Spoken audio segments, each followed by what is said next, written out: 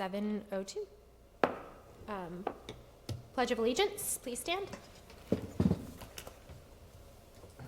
I pledge allegiance to the flag of the United States of America and to the republic for which it stands, one nation, indivisible, with liberty and justice for all.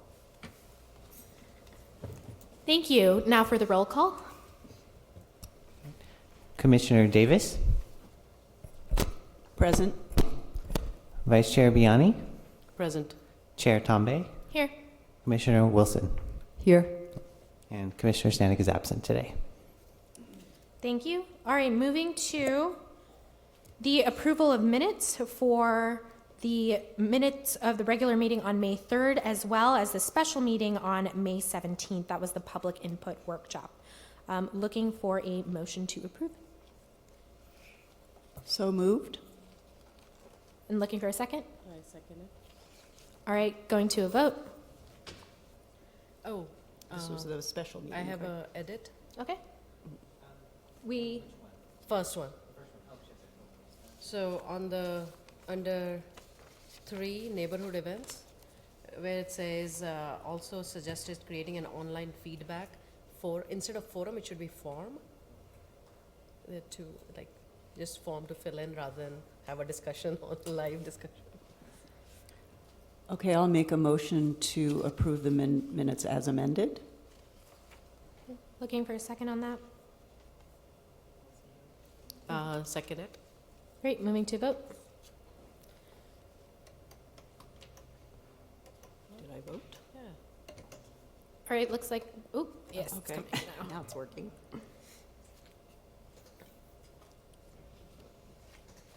Great, the motion passes with 3 yeses. All right, now moving to ceremonial matters and presentations. Doesn't look like we have anything on the docket there. No postponements. Now to oral communications. If a member of the audience would like to say something to the commission, if you can fill out a blue card, this is your opportunity to speak with us. No? Okay. All right, then written communications. I don't have any in my packet. Just confirming with you, Kevin. Excellent. Do we have to do the second minutes also? Yeah, I think we do. Oh, I We did thought the together. motion was for both. And, the only thing I wanted to say was that I left the meeting at 7:40, so I was not there for the part of the discussion. I don't know if that matters. I don't think it needs to. Okay, because arrivals are noted, but I attended only half of the meeting. Okay. Okay, so we're good. Yeah, okay. Okay, great. So now moving to old business, item number 3, which is Citywide Parks and Recreation System Master Plan. We have a staff report. This is also a continuation of the conversation that we had on May 17th, including the input that was given from the community members at the time. Christine?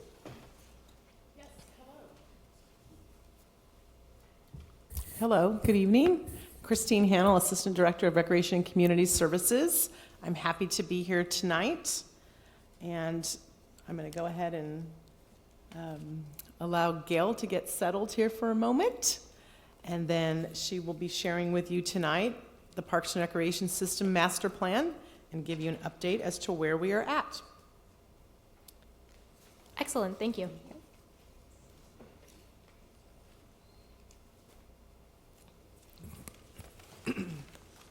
Good evening, Commissioners. I'm Gail Seeds, Park Improvement Manager for Cupertino. Glad to be here tonight and to continue our discussion of potential big moves, potential major facilities, and ideas for the future of Memorial Park. The presentation this evening will recap where we were on May 17th and invite your continued input, as well as that from the public and the community.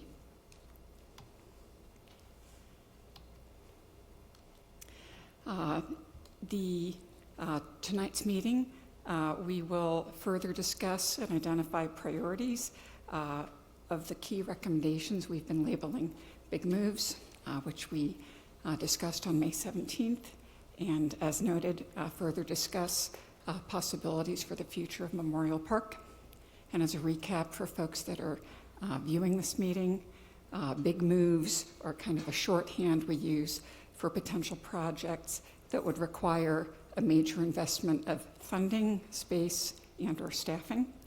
They include things such as major improvements or additions to existing parks, new or expanded buildings, and land acquisition. Big moves are identified through a range of public outreach activities that were started in spring of 2016. The bullet points summarize some of the things that have been done to invite community input.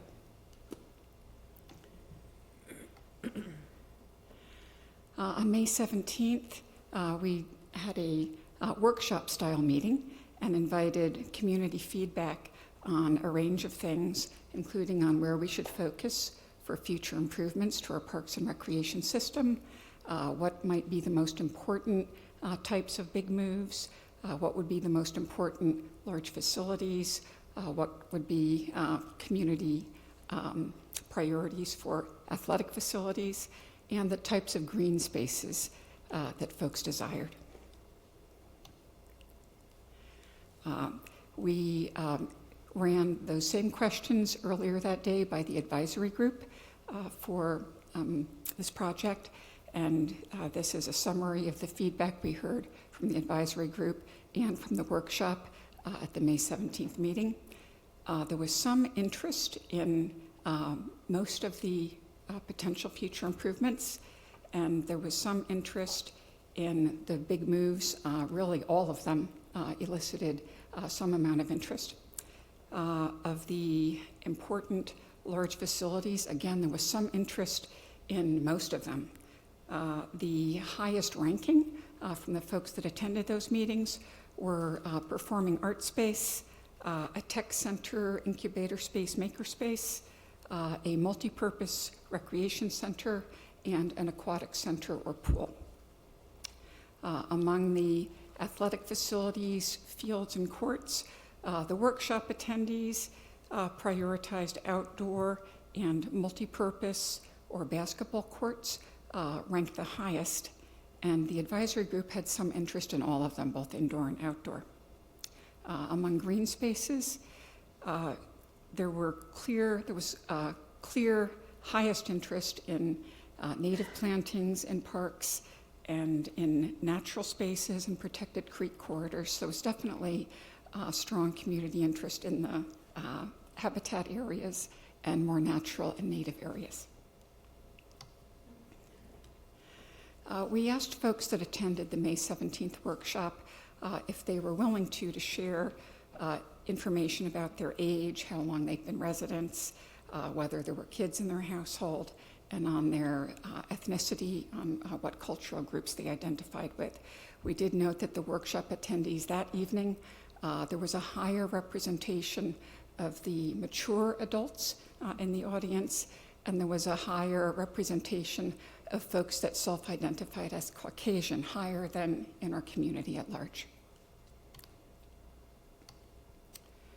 The Memorial Park concepts we presented, all of them retained space for holding our larger events and festivals, the Quinlan Community Center, the Senior Center, the Sports Center, the Veterans Memorial, and the amphitheater space. And all of the concepts repurposed or renovated the inactive pond area in some fashion. Three options were presented for purposes of eliciting input and feedback from the community. One was labeled the naturalized civic gathering option.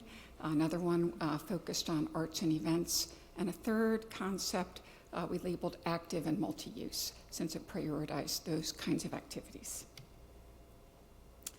This slide shows the existing configuration of Memorial Park and the existing elements. And by the way, we have handouts for you of the existing and the three options, 11 by 17. Oh, do you still have them? Okay. I thought if you need them, they're a little easier to read at that scale, if that would be beneficial to you. No, they're Okay. Okay, excellent. You're well prepared.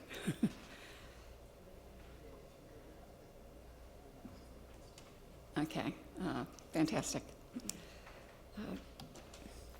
Then the naturalized civic gathering concept focused on retaining green space in Memorial Park and community gathering space. It does repurpose the pond area. You'll see the large kind of bright green area is expanded green space.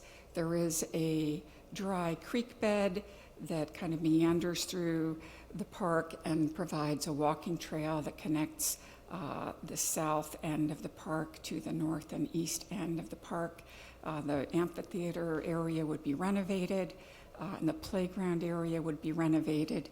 The event lawn at the south end of the site would be expanded to better accommodate our festivals. But overall, it keeps the site the most similar to its existing configuration.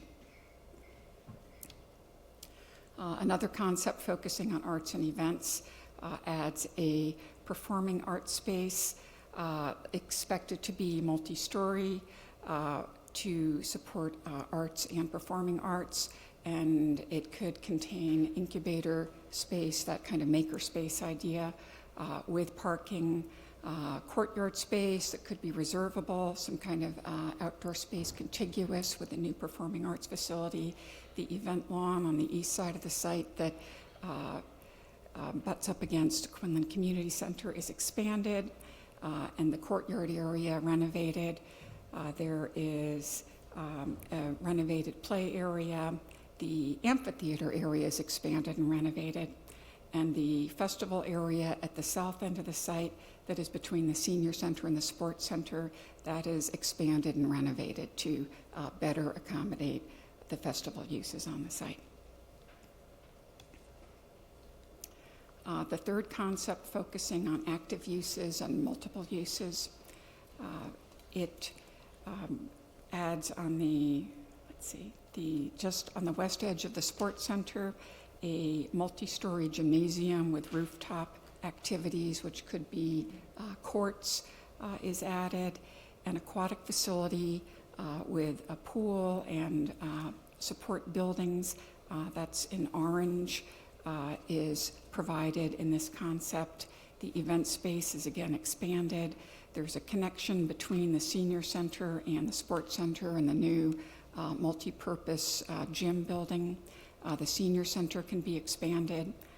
In all of these, the parking and drop-off functions at the senior center can be renovated and improved. Play area is renovated. Amphitheater is also renovated and expanded, and the event lawn and staging areas are improved. The courts at the northwest part of the site, which are currently all tennis, could be renovated to accommodate pickleball, which is growing in popularity. And this concept indicates redesigning the Quinlan Center parking lot to increase the parking capabilities and expanding and improving the play area that serves our preschool at Quinlan Center.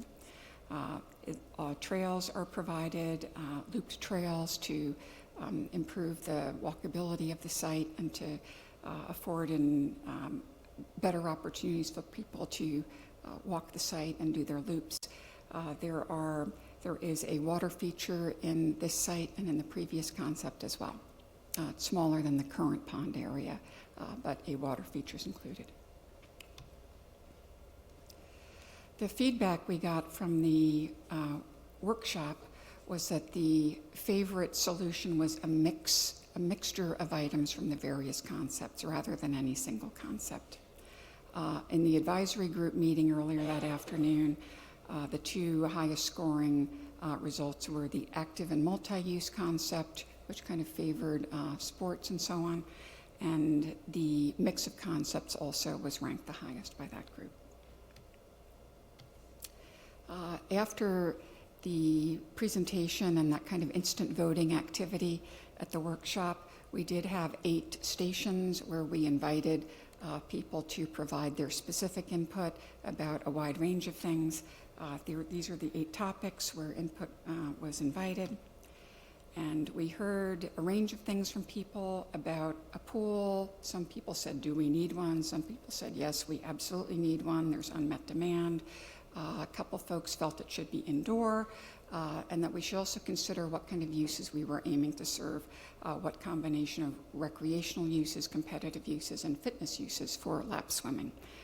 We should be thinking about the community needs and accommodate those. For the Performing and Fine Arts Center, there was interested folks flagged their interest in pursuing partnerships and potentially repurposing existing buildings and in creating something that would have some flexible uses. They thought that would be valuable.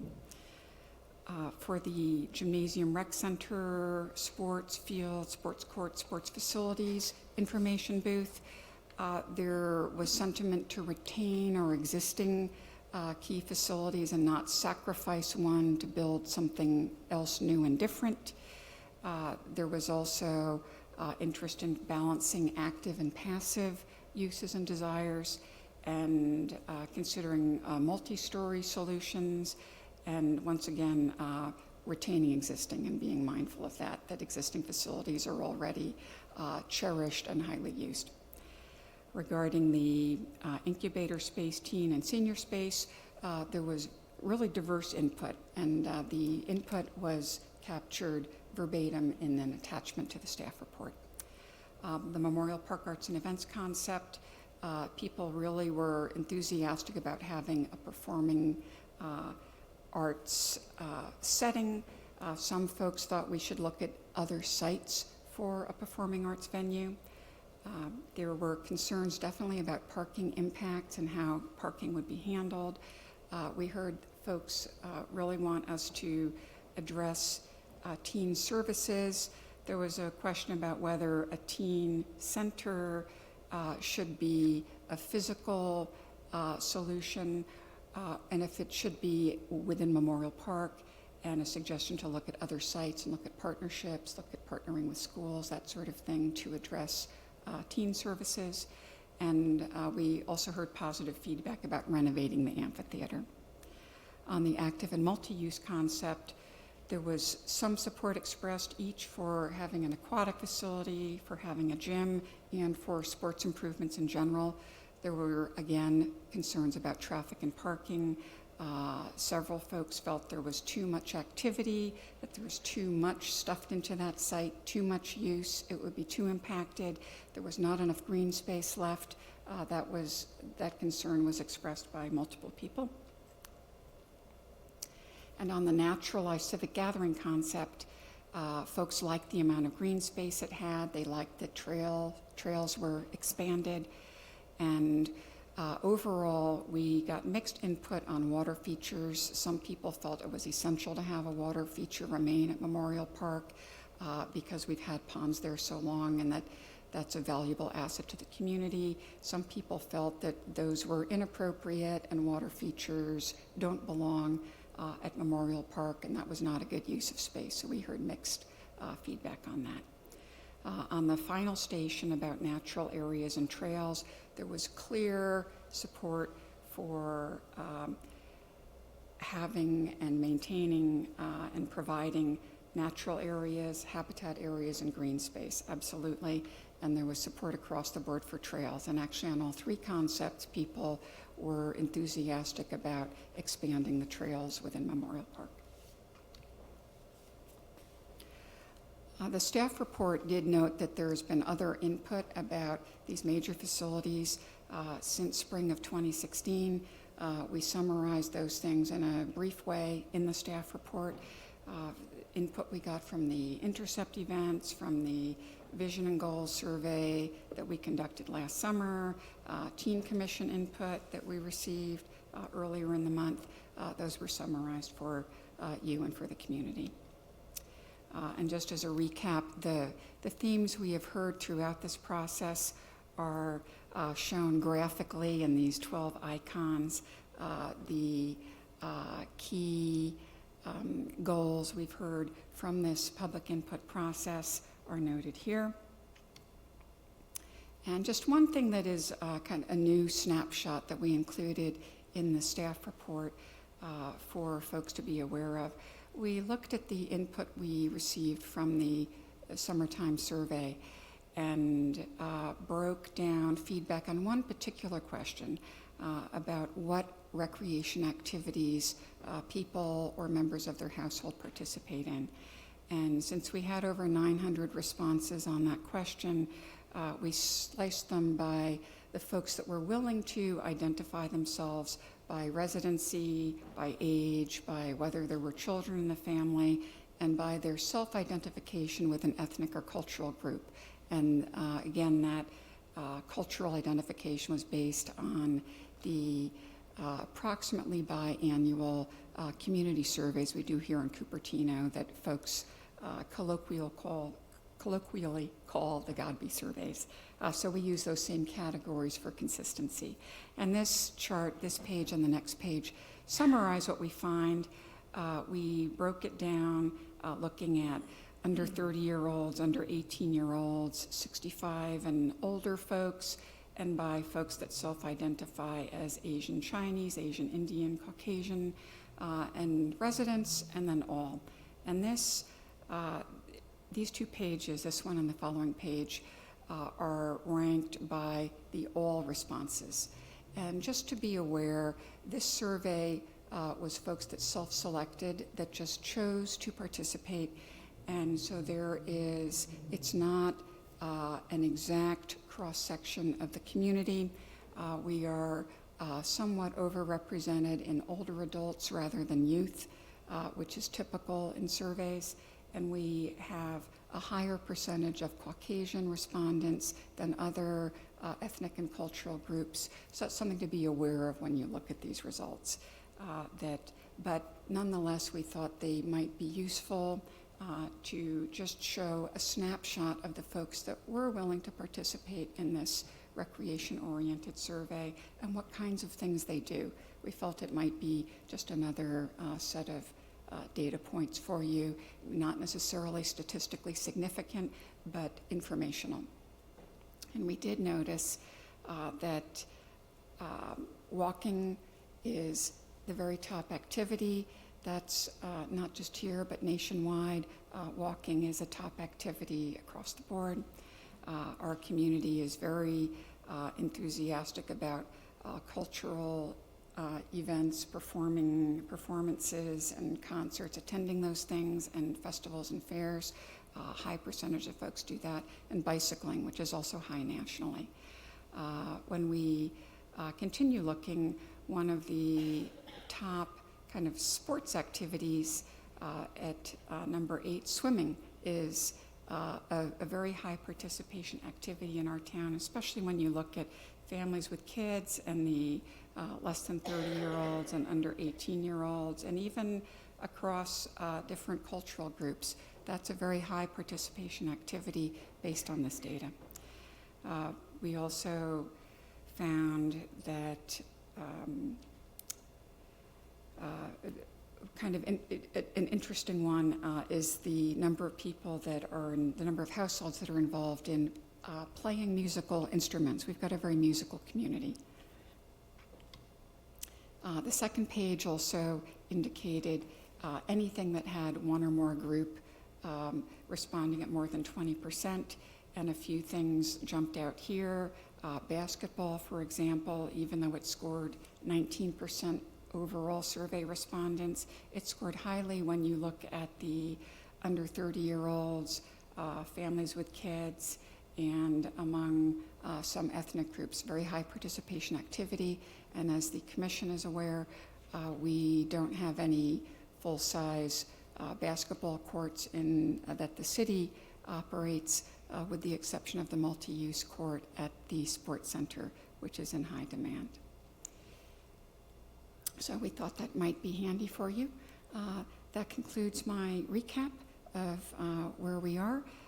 We'd like to invite any clarifying questions from the commission, input from the public, and then the commission's discussion, and whatever input you would like us to forward to the City Council for their consideration on June 11th. And we'd like to remind you that if you could be as specific as possible what you would like us to communicate to the council, we will issue that to them prior to their meetings, that they have the benefit of your suggestions and will have time to consider those. So thank you for your attention. Excellent.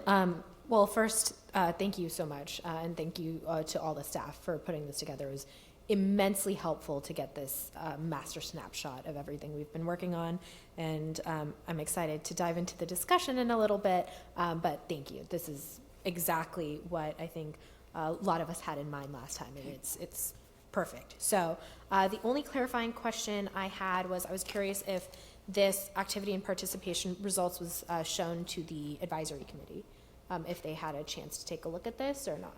Just curious if they did, what was their response to this? Yeah, they did not, it was not issued to them prior. Okay, So this is fresh information for the overall community. excellent, thank you. Any other clarifying questions? All right, do we have any input from the public on this very critical decision that we're taking today? Huh? Nobody? Oh, okay. All right. So we'll go ahead and go into our commission discussion. And I know we all have been thinking and have a lot of thoughts on this, so we can go ahead and jump in.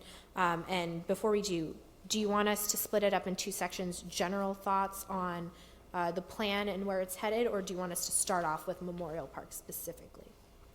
What would be most easiest for you guys in terms of process?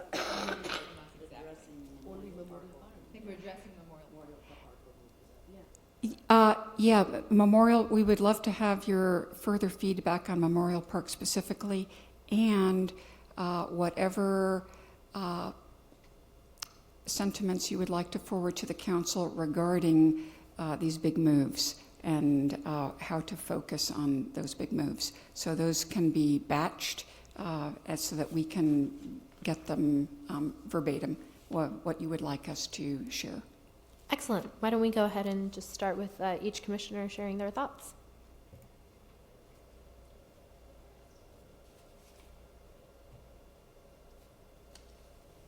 Well, I actually wrote it all down, what I wanted to say, so I can pass it on to Kevin and he can add it. It was a lot easier that way. And thank you for putting this together, because really it's, we had that special meeting in May, and we had certain amount of feedback at that time, but really we had to think about the previous 2 years of, and all the information that we've been hearing. So I'll just go ahead and read this, if that's okay. Terrific. Memorial Park is our largest community park, and we need to keep in mind our entire community when designing it or redesigning it. There is the opportunity to do things here that we could not do at other parks in the city. After looking back at all the various community input and the presentations and meetings that came before the commission, dating back to 2016 when the process first started, I have reached the following conclusion. And I'm looking specifically at Memorial Park because that's what I thought we were addressing. So I am in favor of the active and multi-use concept for Memorial Park presented at the May 17, 2018 Community Priorities Workshop. The community needs, and there is a lot of desire for, a large aquatic center and a multi-purpose gym. And indoor basketball courts, I think are after talking to staff especially, and looking at the facts and figures of the families and how much they use those type of facilities. These facilities would appeal to and serve our families, our youth, and our seniors. It is also possible that these facilities can be revenue generating. This plan incorporates new facilities while also retaining and improving many of the well-used features of the park. We do need additional meeting space and reservable venue space in our city. So I'm hoping that these facilities can address that deficit. So specifically in regards to the plan, the active and multi-use concept plan, I'm glad to see that there's an expanded play area for the preschool, and hopefully there'll be shade there for them. A renovated and expanded amphitheater event space, the improved indoor-outdoor link between the Quinlan Courtyard and the event lawn, and a walkway along Anton Drive. I'm not sure we need a water feature around the gazebo. There's a lot of concern about water usage and the geese. I think it's important to keep in mind the connectivity to the neighborhoods and the adjacent streets to encourage walking and biking, and the future Cupertino Loop bike ped path will connect to Mary Avenue and then to the park. While a performing arts center appears to be important to our community, I believe that we would be better served if it was located near Valco or Main Street. The Mountain View Center for the Performing Arts is a great example, as it is integrated into a downtown with nearby restaurants, bars, etc. A teen center, makerspace, is also important, but I think the best location would be near the library, a school, or other popular teen locations. So in conclusion, I would like to see Memorial Park focus on the active and multi-uses, as well as continue to be the venue for festivals, outdoor concerts, and the special events that already occur there. So I'll pass that on to Kevin. I did my homework. I didn't write this down. Thank you for the great presentation. The May 17th event was very well organized. I wish that that was available outside of that meeting too, just so that we can have larger community input because of the, the time that many people can't reach the meeting. So if it could have been opened, same questions and response, that would have been, we would have received a less skewed input, because they were all 50 above, and no teens or 30s or 50s people were represented. So, but my comments, like, of course, Memorial Park is the very critical park, and it's almost the center of the city kind of feel. Everybody knows Memorial Park, and it's popular for its large events, and so thousands of people come and enjoy it. So definitely that park to be kept to be able to use for large events, outdoor events that the city enjoys, and they have been very popular for the residents. Smart use of the space, basically vertical growth, because there's no expansion width-wise. So if we can do multi-story use, like in one of the art and one of the designs over here, art events, where there's a multi-story, multi-purpose use, and underground parking. Okay. Because the surface parking is very limited, and there's no other place to go. If we increase the usage of that park, we will need definitely more parking. So underground parking would be a recommended option, and that would impact the neighborhood streets and neighborhood where the people would not park. So it will save the neighborhood from annoyance when the events happen. And definitely the indoor and outdoor space connection, that is in one of the suggestions, where you can open up for during the good summer days, with the glass the glass doors, which all open up and make it becomes a more indoor-outdoor space, and definite need of a banquet space. In the city of Cupertino, we don't have any place to rent for more than 300 people to have a seated or everybody from the city has to go outside the city to look for a space to host a party or an event. So if this kind of an indoor-outdoor space would be can work well for a large event and would be benefit to the community. So my short session would be vertical and multi-purpose use. So it could be that indoor-outdoor space could be either used for hosting large events, classes, parties, teen activities, because they don't all happen at the same time. So. Okay. Can I just clarify on that, if I might? Out of the concepts that were presented, I'm sorry, was there a particular one that you were in favor of? The arts and events one, because the other, I like the features of that. The other one has the aquatic center right in the middle of where the event space would be, and that having an aquatic center over here would increase more traffic, and there would be only single use of that building for aquatics. So if to maintain the use of the park for the events and for outdoor purposes, keep the outdoors still large space rather than put a building in there. That would be my suggestion. Though I liked a couple of other features from other things like improvement of the Quinlan Center parking lot, the connector or improved sidewalk on Anton Way. Those could be incorporated actually in any of the plans.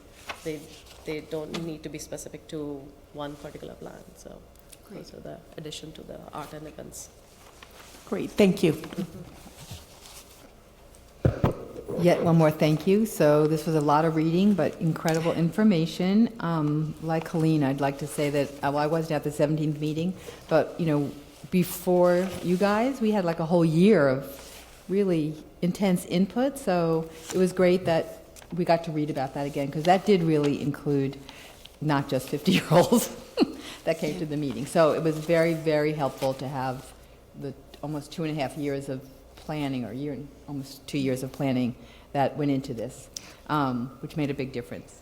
So I didn't write a nice letter like Helene, although I should have, because I actually agree with most things she said. So I'll start with also saying that, like everyone, Memorial Park is the recreation center of our city, not the park center of our city. We have beautiful parks, we have beautiful open space, but really our recreation heart is in Memorial Park. So it's important to keep the Quinlan Center, which is maybe one of the only meeting places we have, and very important to keep the Senior Center and the Sports Center, which are our recreation centers.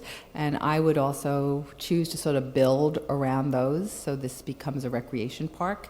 So I guess in reading what the majority of people wanted something big in that park, but also wanted the ability to have multi-use, and almost everyone wanted some sort of exercise, walk, basketball,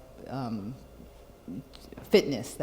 It came across to me that for the whole 2 years that was a theme, was we like fitness. So anyway, I would also vote for active and multi-use. That would be the closest to my vision of the park. And however, like Meenakshi, the other thing that came across is being the heart of our city. That's where our events are, and events seem to be important to every age group and every ethnicity, so that whatever we do, we make sure we keep open space enough so that our events have a place to happen, which seems to mostly work in the active and multi-use one, but keeping in mind when we design it that those spaces are available.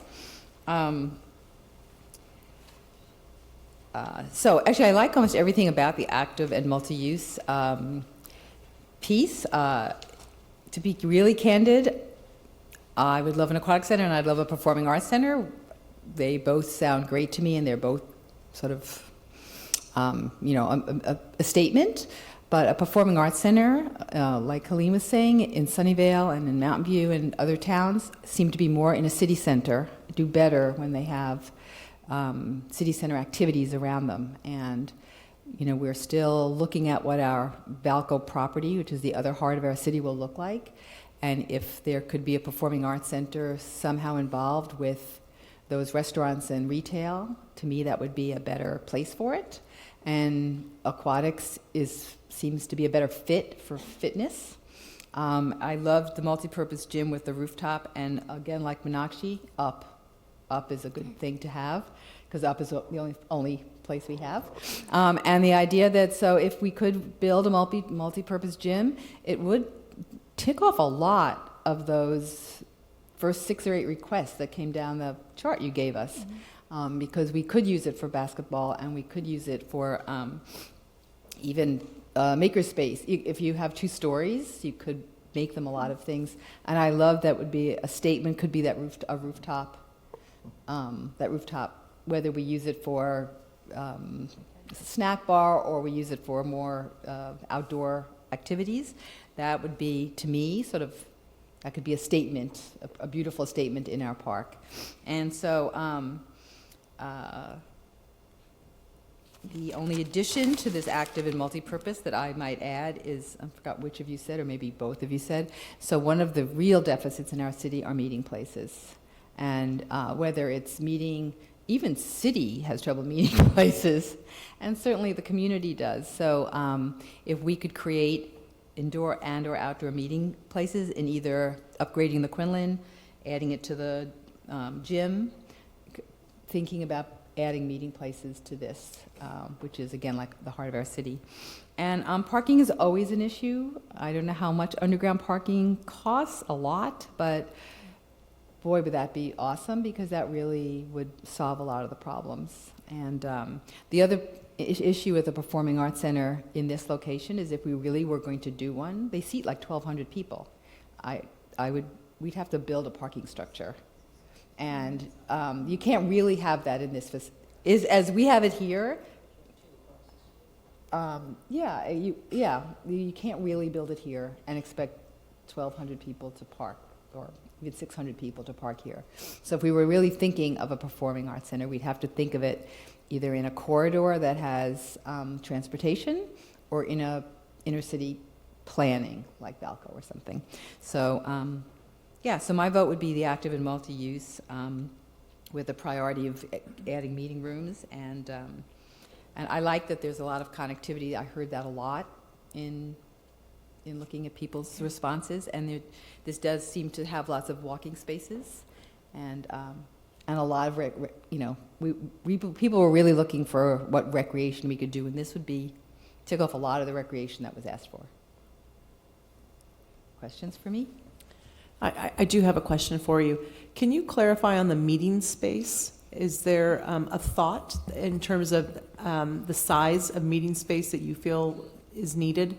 Is that larger space that's accommodating, 50 to 100 people or more, or are you thinking smaller conference room Okay, kind of we need spaces? all meeting space in Cupertino, so let me start with that, okay? Anything from like little classrooms where we can give classes to 25 people to 300 people for a party. We have none of that in Cupertino.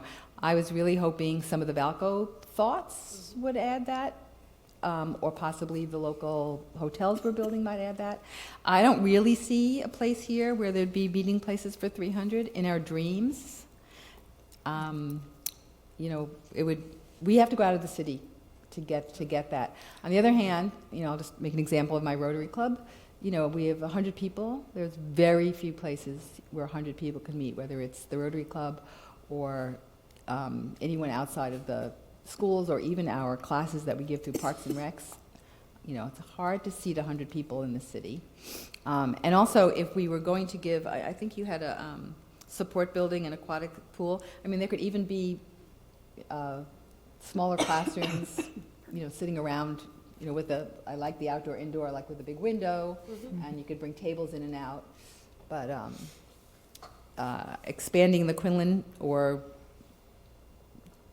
I know second story is very expensive, but up is a good thing, because really all we have is up, and that would also possibly, give us lots more multi-use if we could go up. Right. Okay. Thank you. So I'd like it all. I know you can't have it all, but that meeting places of any size would be helpful to our city. Okay. Thank you. Excellent. So I think echoing a lot of what my fellow commissioners have said, hold on, let me unlock my phone. Thank you again for putting this together. It was very comprehensive, very, very useful. And I did also appreciate both the diversity and in terms of ethnicity and the age breakdown, which was very helpful in specifically looking at Memorial Park. I am also in support of the active and multi-use version of this, with 2 caveats. One is that, I do believe that this is the recreational center of the city. That having been said, as we build this, the city council really needs to make sure that there is parking available. And if they can't commit to making parking available, then I don't think that this is feasible. I would love for it to be feasible. This is ideally what I would be, but if we can't get multi-story parking or underground parking, ideally underground, because I don't want to see another parking structure, but if they can't approve that, I don't see how expanding all of these very needed services will happen. So I think that's a big pivot point. The other thing is I really liked the multi-story gym with the rooftop activities. I think that's excellent. Expanding senior center services, very much in support of that. I know that they do need a lot more space than they have, and so making sure that that is included. The only thing that would be great to see included is a couple more, like one more tiny little group picnic area, because we are eliminating a couple of those. And while this doesn't need to be where everybody goes, I think there are still really close adjacent neighbors that use the space pretty frequently. And I know a lot of communities also use, community groups use the smaller group picnic areas for their programming, as well as the large events. So I want to make sure that that is preserved. And then the last like little nitpicky thing is on the improved courts. I actually think having outdoor basketball courts that can be accessed by people at any time, not just when the city is able to staff them, because that's going to be expensive for 24 hours. So it would be great to have outdoor basketball courts available here, as well as the tennis courts that we see. I don't think that this is necessarily the location for a performing arts center. In a perfect world, exactly what Judy had said, Valco would be able to accommodate something like that for the community, or we can just go across the street to the VPAC, which is heavily underutilized, at least from my days of running student government there and looking at their P&L. Anyways. And in terms of the aquatic facility, again, if there was something that had to go because parking was a limiting factor, I would actually say that the aquatic facility, I think we could potentially either partner with other existing pools or find somewhere else, hopefully Valco, to put that. I would say that's the first thing that would go on that list if parking is an issue. Then the high level. Then the high level things that I wanted to address in addition to the parking and traffic is bike areas. So making sure that people who are biking to this area have a preferred spot to put their bikes. I really want to incentivize people who bike to our recreation and centers and parks to bike. And then also similarly with people who carpool and seniors. So if somebody comes with 4 people in their car, they should have the ability to park towards the front. Same thing with seniors, and then also electric vehicle charging stations as well. And then the very final thing is something I've talked about that's not just related to this, but does connect, having a city transportation system.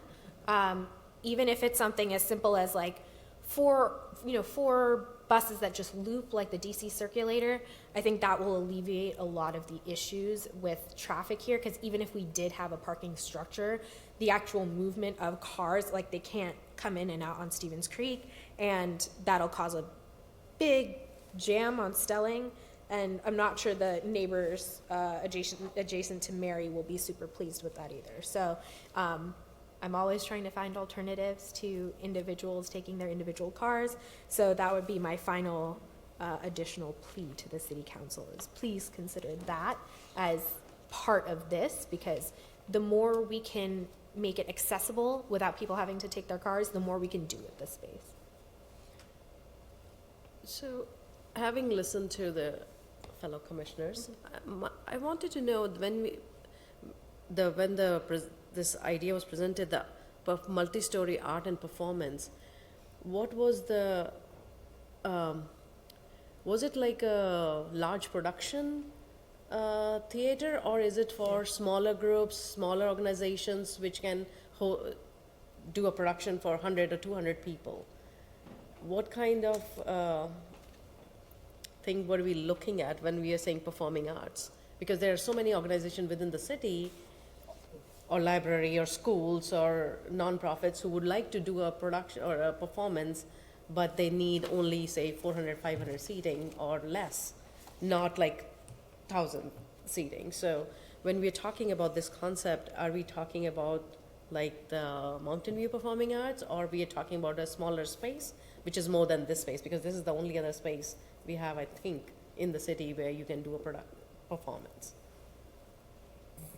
That's an excellent question. We did invite feedback on that specific question on May 17th, and we got nearly even results about whether it should be kind of a small, cozy space for smaller groups and very community-centric versus a larger space where we could have larger groups and performances that would draw a much larger crowd.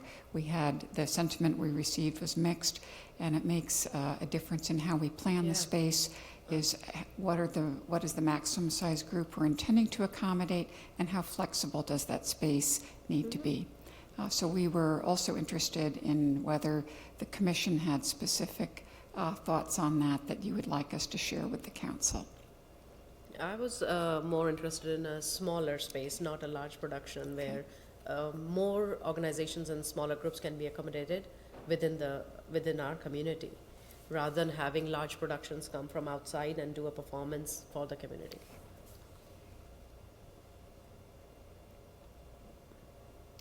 Any other sentiments on that? I guess my other sentiment is having a performing arts center, to me, was like Mountain View, which I didn't think appropriate in this park at this moment, which we'd love to have downtown if that was an option. And I don't know how much longer the Flint Center will be with us, but we do, right across the street, have a big performing arts center. And all the high schools have beautiful performing arts centers. Sure. So we do have those in the area, not for our public, so Right. that's something. And I think what we could do is, what we do have is our amphitheater, which our fellow communities don't have. So that amphitheater, is it's not this huge space, but if we could upgrade that to more of a performing space, that is something special to us that Saratoga doesn't have, and Sunnyvale doesn't have, and Mountain View doesn't have. So, and that, not all year round, but in California, a good part of the year, that space is appropriate for a couple of hundred people to do performing arts or music. And at the moment, it's sort of just a hillside and a bunch of cement. We've all been there, and it's a fun summer evening, but we could upgrade that, probably not for a lot of money, to something that is, more open to a performing arts center, but just as an outdoor one. And still look possibly for a performing arts center in our city, whether it be in the other 2 or 3 big parks we have, or most likely downtown, when and if we ever get our act together to build our downtown. I do have a comment because I went to the mayor's meeting yesterday and Fine Arts Commission was there. So it might be beneficial to talk to them because they have been discussing this very thing, and they may have already done some research and looked into, what size theater, what kind of theater they're looking at. Because I think what they were trying to do is move away from static, painting to more performance art. And they talked about Valco and Main Street as well. So I think it'd be good to talk to them. Excellent. So I think that we do have potential partners for spaces to use. So I'm not sure if everyone is familiar, but in addition to the Flint Center, De Anza has another smaller theater venue that's called the Visual and Performing Arts Center at De Anza. Seats a couple hundred people, beautifully constructed, And unless things have drastically changed, that facility is underutilized and typically needs financial support from the student government to function. So I know that they have space, and I don't know what their unionized situation is. I think that was one of the major issues a few years ago for the city working with them, but I don't know if there's a way that we can work with them now. I did, in the interim, think of 3 things that weren't on my original list, but glad to include them here. One is electricity outlets throughout the park. And if not direct outlets, then, and I saw this when I was in Germany at one of the parks there. They have really interestingly designed civic spaces, and they have these poles that are about 4 feet tall with solar panels on top, and they have connections for cell phones, and just places that people can get a little extra juice, which I think, as we have all these activities and fitness areas and events areas, those are things that'll come in handy really well. This is why we have a millennial on our board.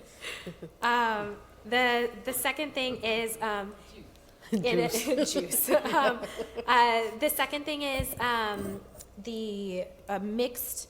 And now this is taking it one level beyond, I think, what we have here in terms of the senior center. But I would love it for it to be like a all-age activity center. So the teen center would go there too. And I think every community benefits from intergenerational contact and communication, and having that in a larger building, I think everybody could get behind something that would do that for everyone, and that would be so cool. You can just see the teens and the seniors and the not so seniors all just hanging out with each other. Anyways, so that would be really cool to see. And the second is, given the scope of the things that we're trying to put into this park, and I know we're going to get into this later, so I won't overly discuss it, but I do think that there are alternative locations for the accessible play area where it can be expanded, because the multi-use playground area is very small, and I don't think it's enough space for the play area that we could have for the All Abilities playground. Cool. That's it on my end. Do you need a formal vote, or is this sufficient for you guys to take to council? This is very useful. I would just like to clarify with Kevin, who will be working with me on correctly transcribing your input, and if there is something that you can all agree on as a statement, that would be helpful also. And beyond that, if there is a clarifying question from you, as opposed to that, I thank you, Commissioner Davis, for writing your comments. That will help us make sure we're communicating clearly what you wish forwarded to council. I'll just add to that, just for the public's knowledge as well. We have a council study session on Monday. So Kevin will be transcribing this feedback tomorrow. Right, Kevin? Am I right? In the hopes of trying to post that so that council Yes. on Monday receives this feedback. So he'll have to work rather quickly tomorrow to accomplish that. So yes, so as Gail said, any additional comments, or if you want to come to a consensus on any messages that you want to go forward, now would be the time to do that as well. So, hearing everybody, I think everybody agreed on a vertical growth and parking. That, like, the key part, wherever the development is, that what I heard is growth up and underground. Vertical parking, and I also heard multi-use. from Multi-use, yeah. So definitely those, and how the other pieces fall into place. Yeah, I don't think we're agreed on what we'd like to see there, though. Yeah. Okay, well, So, actually, I don't I know. disagree a little You bit. disagree? Yeah, Okay. so I think your letter, which encompassed most of the, last one, active and multi-use site, which at least 3 of us voted on as our first choice, is something, 3 out of 4 of us, and many of Meenakshi's thoughts. So I think maybe presenting that letter, which includes almost all of our united thoughts, with the addition of, then we each had a little extra thoughts that we had. So possibly a scenario could be you could put Helene's letter as we could vote or not vote, at least 3, with some of Meenakshi's thoughts agreed on most everything in her letter. And then there could be extra comments or comments of concern, which could include some of the comments Meenakshi made. It certainly would include some of the comments Nisha made concerning, they're not that they're nitpicky, but there were things to consider, that we could add. So I'm assuming this is not in stone. This is a concept, active and multi-use. Yes, yes. Obviously. So as a concept, the active and multi-use is agreed upon, I think, by all of us, with tweaks. And the tweaks, we've each put a few tweaks in there that we thought would be helpful. And if we gave that to council, we'd go back to the drawing board, using this as a basis, and try to manage the tweaks. And the other piece would be, as Meenakshi just said, with an overlying understanding that parking, the need for parking would be an overriding concern for anything they built here. The other one, Meenakshi? Sorry, I'm on a little chemo brain here. Growth. Oh yeah, and the vertical growth would be important. So I like the transit loop too. yeah, I okay, think so we should could add that too. add active and multi-use as our theme that we agreed upon, with 2 or 3 addendums that would be of strong consideration. Would everybody think that's an okay thing to present to council? So in the active and multi-use, everybody liked, but the aquatic center, is that a That's feature part you of it. want, Yes. Well, that I feel strongly about I do that. too. So, That's the first on my chopping block if we Yeah, can't me figure out. too. If we can't do Yeah, parking. we can- yeah, yeah. but if not we for can't me. do so parking. But we in a can't- perfect world, this would include the aquatic, and we'd have to figure out either a parking structure or underground parking. And I think you'd almost have to do that with any of these scenarios, unless you left it alone. I mean, performing arts center, you certainly would have to consider underground parking or a parking structure. So maybe an overriding issue is, if you're going to put a major piece of recreation into this area, you have to consider parking. And I think the 3 of us agreed on this one, if we could do parking. And then there were the addendums of the loop and a multi-story.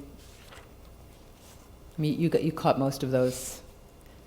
You think Like you caught most of those? Yeah, but this particular example does not include our request for large meeting spaces and banquet spaces and. Well, okay, so So- I guess what I was thinking is that depending on the facility that's built, Right. it has to be flexible. Yes. And Well, to that's why I keep those liked- things in mind Right. when that's a need in the community. Right. This may not be the space for it. I mean, there could be other places in the community where Right. we could have those facilities, but we should definitely keep that in mind. But one of the reasons I Especially a liked small meeting it space. is that it was open. You know, it could be, it's 2-story and the top, which is multi-purpose. That was one of the attractions for me was the aquatic and the multi-purpose gym, which could include, we go down the list, and it could even be changeable. It could be, indoor racquetball courts, and they don't like that, and they can change to basketball courts or change it to a or rentable events. Then venue. that's, you have Yeah, maybe the maybe. top floor is an event menu. Yeah, or event. maybe you roll a special floor out and you can, I don't know, like Deanne's a gym, I don't know. But I think we are getting into details. Yeah, details. So I think it would be, things that overarching we all agree on are that it is primarily a recreation center, not to be very natural, or incredibly open space, that this is just not the area. Can we all agree Yes. on that as a primary point? Then the 3 pillars are parking, parking/traffic, vertical, and we do want more activity centers or multi-use buildings here. I think that General. we're all agreed on those 2 bullet points. Excellent. And then finally, the active multi-use as a skeleton with the caveats of aquatic facility and potential larger event gathering spaces. And also that I think that we're all agreed that we agree that this space is the center of our community, and we're glad to see some of the existing features improved. You know, the event space and the space for festivals and, you know, the outdoor concerts and that type of thing. Yes, Because those are in all three of those plans. they're in all three, but But improved. So I'm assuming we agree on that? yes. Yeah, okay. So are you still confused? Have we given you enough? Yeah. Okay. Kevin, have we given you Overlay? enough? Yeah. That was a good overlay Yeah. on everything. He was going to read it back to us. I don't know if you can do that. All right, any other last minute thoughts on this? Oh wait, did we want to add the transportation circuit as one of the things? Because, you know, I think we should, I think that's a really great idea. Okay, Meenakshi, how do you feel? I would rather have the trail go through. Well, hopefully we will get that regardless. Oh, yeah, that too. How about you, Judy? Yeah, I certainly think that, Connectivity. yeah, connectivity, Yeah, transportation or through a trail system. and we would just be another voice. I mean, I think everyone's That's agreed what I that think, eventually we need transportation, whether it's Valco Yeah. and, you know, Main Street and this park, which is will be our recreation home. I mean, eventually, we need transportation, and we would just be another voice saying, please This is include, you know, what when you're thinking big, think through the I transportation. agree. Is that okay? That would be great. All right. Again, thank you so Yeah, much. this was I really know helpful. that you know this took a lot, and it's only been 2 weeks. So thank you very much for putting this together. And Kevin, thank you in advance for all of this speedy work with getting this to council. And here's fingers crossed, hoping they read it. Okay. I think with that, we can move on to the second item. I don't know where my agenda, or the fourth item, which is our 2017-2018 work plan. Yeah, excellent.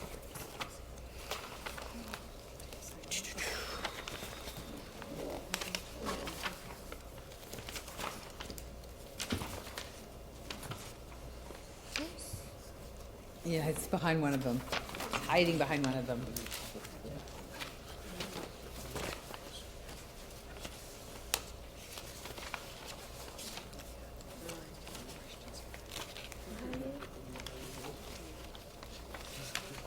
Why am I not Okay, now finding it? those. Hold on. Keep going.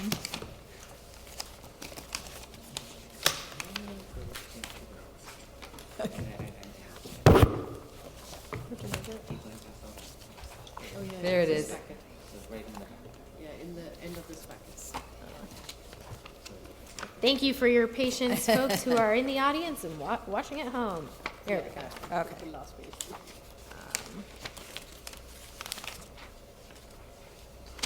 Excellent. So we are in June. There's not to be meeting in July. It's our annual break. August. Actually, in regards to the July meeting, just to make it official, can you make a vote to cancel the July meeting? We have to. I move that we cancel, I really move that we cancel the July meeting. I second that motion. All right.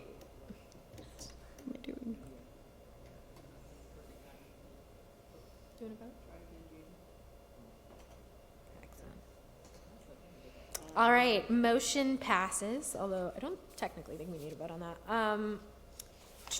Here we go. For August, we have Sports Center upgrades presentation, comprehensive revenue policy, equity plan, work plan, accreditation update, and also the citywide parks and recreation system master plan. The one thing that I did want to note is 2 questions. One is about the off-leash dog park, and if we know the status of that, even getting the pilot going, because I know come summertime, that group of couple hundred neighborhood folks is going to be reactive, so. Yes. So what we were wanting to do with that was to do an online survey. So I have been in touch with a public information officer, and we are putting the final touches on the questions. So we still are moving forward with a survey. Once that survey is completed, we'll be bringing the data back to the commission. So actually, it's not likely, well, no, we don't have a July meeting, so that will, I am hoping that it will come back to this group in August. Okay, great. It would be, Kevin, if we can add that to the August work plan. I know that's a robust meeting. The second question I have is on the emergency services update, and what the status of that was, if we could also move that to August, just because impending weather issues that might happen come winter. I just want to make sure we kind of have an update on all of our emergency services for the city. And I know we were hiring somebody and then we're going through a review of everything. So I just wanted to know what the status of that was and if we can move that to the August meeting as well. I'm sorry, I don't have the work plan right here in front of me. What was the original date that was scheduled for? It wasn't. Items to schedule. It's under items to schedule. Okay. Yeah. Well, certainly, we do have an individual who is Claire Frankenvilla, who was hired and has been with us now for several months.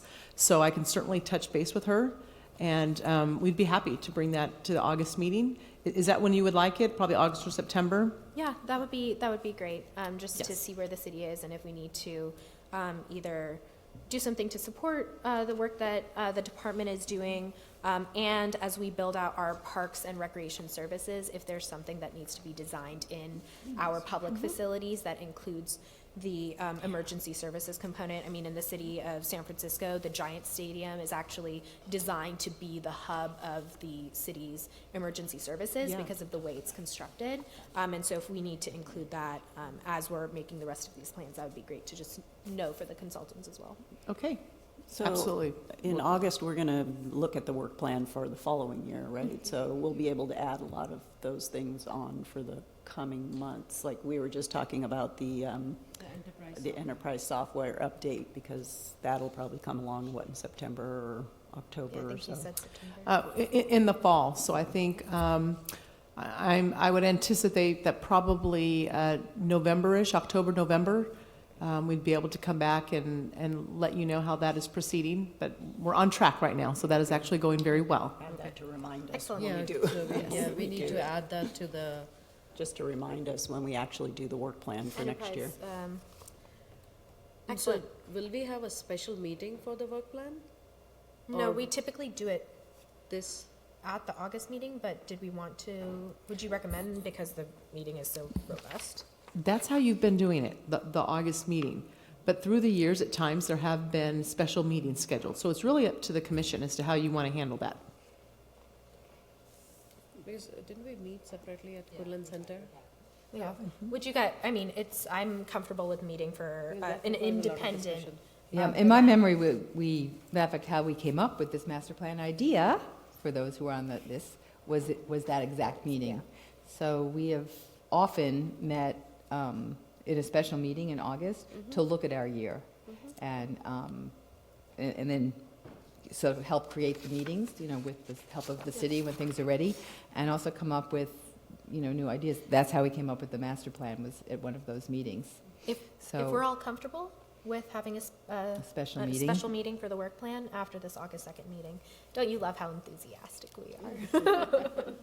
I do enjoy that. And then the other thing I think that Jeff had done at last year's work plan meeting is where we actually went through, right, he did that, where we went through like a bunch of things that the staff, like we had requested, and then also that the staff had brought in a bunch of ideas. And it would be great to know what the staff is also excited about and looking forward to doing for the next year as well. So it would be amazing to see what the staff has on their minds. So we will address the scheduling of that, I'm sure, going forward. Did you want right now to try to decide on a date, or do you want us to communicate during the next month and check calendars and whatnot? I think just for the ease of moving the meeting along, we can go ahead and do it offline. Okay, great.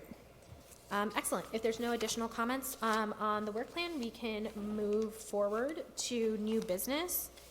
And that is going to be a presentation about the all-inclusive playground feasibility study.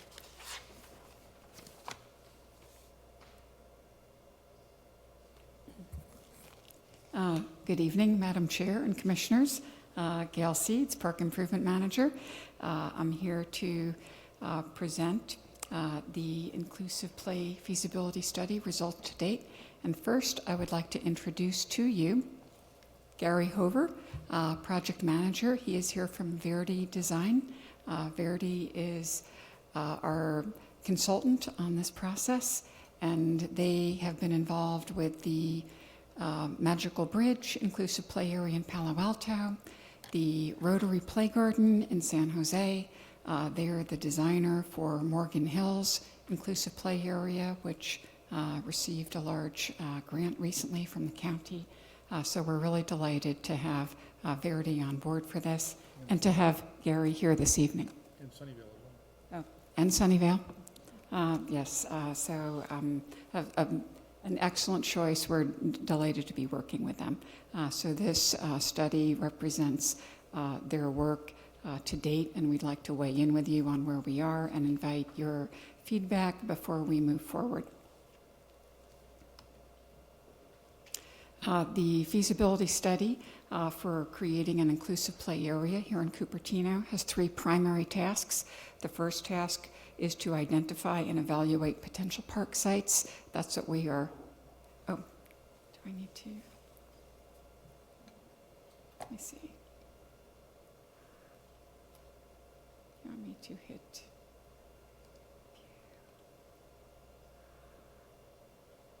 It's not view.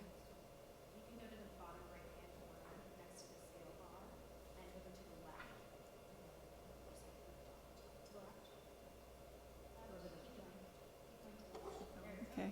Next to the, on the right of the book. Oh, this. Oh, there we go. Okay. Yeah, it loaded in the sorter view you saw. Okay, well, thank you. Thanks for pointing that out. I didn't know what was on your screens, on the big screen. So the 3 tasks we were just chatting about, we're presenting the first task tonight. Following this evening, Verdi will develop 2 sample conceptual plans and associated cost estimates, and thereafter provide materials to us that will help us pursue funding opportunities, pursue potential grant applications, and look at partnerships and other ways to move forward from here. First off was determining what sites should be evaluated, and the selection criteria we used were that the site had to be within our city limits, and that because this will be a regional draw and will draw people from beyond our city limits, that any site we look at should be located on an arterial or collector street, so that we wouldn't have people wriggling through neighborhoods and impacting neighborhood and residential areas with a significant traffic increase. The sites needed to have enough space available for a play area. The minimum size we considered is 0.6 acres. We're aiming to be larger than that if we can be. 0.8 to 1.0 acres or even larger is desirable, and in fact is recommended by our consultant team. But if we could achieve 0.6 or more, we did consider the sites. Topography was important to consider. Can the site be compliant with the Americans with Disabilities Act and very inclusive for all? Is it conducive for the types of users we're trying to attract of all ages and all abilities? And are the uses of the park appropriate for an inclusive play area? Something else that was part of our consideration and isn't on this list is that the footprints we considered were such that the play area will not displace an existing major rec or sport facility, that we wouldn't say, okay, we're going to take up a whole soccer field at Creekside Park in order to provide an inclusive play area, because we didn't have any inactive features. So that was a consideration as well. With those screening criteria, there were 4 sites that could potentially host an inclusive play area. The 4 sites we looked at were Memorial Park, Jollyman Park, Creekside Park, and Monte Vista Park and Recreation Center, which we've shortened as Monte Vista Park. This map shows where those 4 sites are located. Monte Vista Park to the west, Memorial and Jollyman centered and along Stelling, and then Creekside Park a bit farther east on Miller.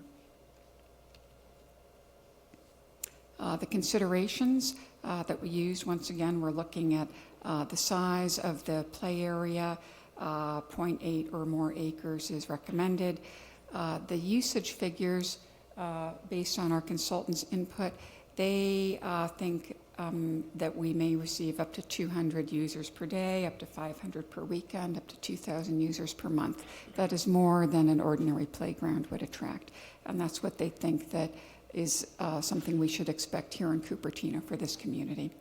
The recommended amount of parking based on other design sites Verity's worked with is 23 stalls per acre of play area. And normally a standard would be 1 ADA accessible parking stall per 25 spaces. The recommendation for this play area is to provide 5 to 6, even as many as 8, but a minimum of 5 to 6 fully accessible parking spaces due to the nature of users that this play area will attract. Other considerations described in the study include access considerations, vehicular access, bike and pedestrian access, internal and external, and that having access by public transit is desirable, although folks with physical challenges are a little less likely to use the bus system based on our consultants' input, but it's still desirable to be walkable from a bus stop, or rollable, as it were. Play elements were outlined, the kinds of areas that are typically included in successful inclusive play areas, areas for swinging, for spinning, for climbing, sound and tactile experiences, for youngsters, and possibly some specialty features that you've seen at some of the other play areas. Those are described in the report. And another thing to consider as we move forward is maintenance considerations. These play areas receive heavier use and that the amount of maintenance to plan for is commensurately increased, and that special maintenance planning would occur as the design process moves forward. In reviewing the sites, we looked at infrastructure, we looked at availability of accessible restrooms. Is there shade, existing shade available, or would it have to be created? What kind of lighting exists or would need to be enhanced? The amenities available, utilities above ground and underground were looked at, parking and circulation considerations within the site and getting to the site, and what adjacent facilities are on the site that the play area could affect and could be affected by the play area. The siting considerations within the site also looked at acoustics, because noise is definitely a consideration for sensitive users. Visibility, so if you are a guardian or parent, are there good sight lines for you to watch those that are playing and using the site, as well as visibility for security, for sheriff patrols. Can they easily see the site from the street and or from the parking lot? So those things were examined. Are there mature trees that can provide canopy? And mature trees are an excellent feature if they're available and can be worked around and they're healthy enough to be incorporated into a play area that's desirable. We looked at the site grading and the topography. Is it conducive to having accessible climbing features? Would those have to be created, or is the site too steep? So those things got looked at and evaluated. At Memorial Park, in looking at the current configuration, the team identified kind of 2 simple locations that could be repurposed for inclusive play. One is kind of at the north end of the existing pond area, envisioned as tucked over a little towards the west side of the park, a little towards the senior center for proximity to potential parking, and it's an area that would be consistent with maintaining the Veterans Memorial and circulation for festivals. Another site at the south end of the park and they're called A and B. A is further north, B is a little further south. Again, these footprints do accommodate festivals, and Site B would involve reconfiguring the existing play area. That would be removed, and the play area would become an inclusive play area. And just to point out that we all understand that the future of Memorial Park is under discussion. So these are just footprints for discussion purposes, and they can be modified to accommodate what could occur going forward, depending on the results of the master planning process. At Jollyman Park, the consultant team also looked at 2 locations. The location called Site A is the northerly location. There is an existing play area there ringed by very large trees and some very large, beautiful redwood trees that could be incorporated into the play area planning. Site B is also another existing play area with a little more topography there, some picnic tables, some smaller trees, and that the Site B area does incorporate an existing basketball hoop, which could be relocated, and it extends over towards the pathway that links the north and south sides of the site and is part of the walkway system. So that's a footprint for discussion purposes. Those areas were looked at individually. At Creekside Park, the area that was examined is west of and behind the recreation building and in between the northerly and southerly soccer fields. That area is currently, there are play features, play equipment, and picnicking and trees there. It also is adjacent to Calabasas Creek and the green belt of the creek. So that area was looked at. The footprint does not incorporate the basketball hoop on the south side, but it goes up to the edge of that existing basketball area. And this area is 0.6 or 0.65 acres. It's about 2/3 of an acre maximum footprint. At Monte Vista Park, the area identified is the southwest corner of the site. That area does preserve the use of the existing softball fields, the existing tennis areas, and the preschool activities on the site. It does face on both Voss and McClintock, and this site is uniquely visible to and proximate to the neighbors, unlike the other sites.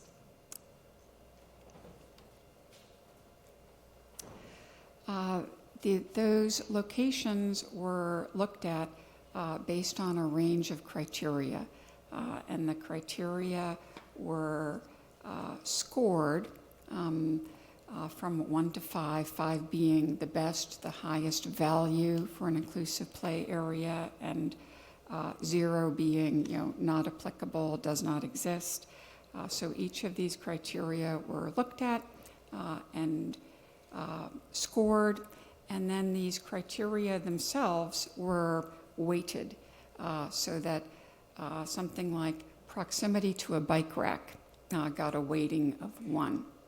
And then the weighting and the score were multiplied to give the weighted score, and then the weighted scores were add up. But proximity to a bike rack, if there's not a bike rack near the proposed location, that could be very simply addressed by adding a bike rack. It's a simple and inexpensive thing to do. So that was not weighted very heavily. A criterion such as, is there the desired amount of space for the play area, that was weighted heavily. And so you can see the scores and the weightings of the things we looked at individually broken out, everything from utilities, trees, shade, circulation, what are the adjacent uses, got looked at and weighted so that these could be looked at in a quantified way. So this slide shows the second page of the weighting. This information is in the draft report. And based on these criteria, these scorings, and these weightings, there was kind of a top tier of sites, middle and lower tier. The top ranked sites based on these criteria and these weightings were both of the Jollyman sites and Memorial Site B, the more southerly site, based on infrastructure and what it would take to create an area. The middle ranked site would be Memorial A, the more northerly site, a little closer to the gazebo and the amphitheater and the ball field. The lower ranked sites were Monte Vista and Creekside. And as summarized in this slide. We also would like to point out that these rankings are things that can be quantified, and there is a judgment call in how you weight what is the most important, and depending on what is deemed the most important, the scores could nudge up or down. And our consultant team really advised us that above and beyond this chart, which is a way to think about the strengths and drawbacks of each site, what would be the challenges of the site, what are the opportunities of the site. It gave us a framework for looking at those things. But there are things that are intangible that can't be quantified. And then there are some things that they felt were really critical to consider very thoughtfully and very mindfully. And the three things that kind of jumped out as warranting extra consideration were really the frequency and intensity of the existing uses of the site. That can really dramatically affect how welcoming a site feels to some of the more sensitive users of an inclusive play area.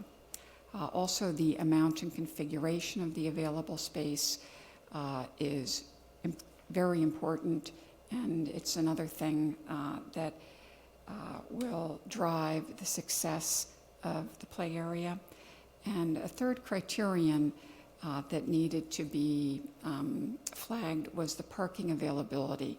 That chart looked at parking, how much is there, and it did incorporate kind of some general feedback about how available the parking is. But if there is no parking availability at the site, if there's a parking lot, but it's really in heavy use much of the time, then we would need to expand the parking area and take up valuable park space, or sacrifice a park feature, or look at structured parking or underground parking, which is really a big financial investment, and that could kick the play area into a different level of project, kind of financially and physically. So those three things we were touched on in the conclusions, and we noted that Memorial Park as our site for our largest festivals and special events, that there are quite a number of those. The Memorial is in heavy demand, and when we're amidst those festivals and events at those times, the amphitheater in use and the amount of people that visit Memorial to attend those events, those could feel unwelcoming times for the sensitive users of an inclusive play area. Similarly, Creekside Park at times is very busy.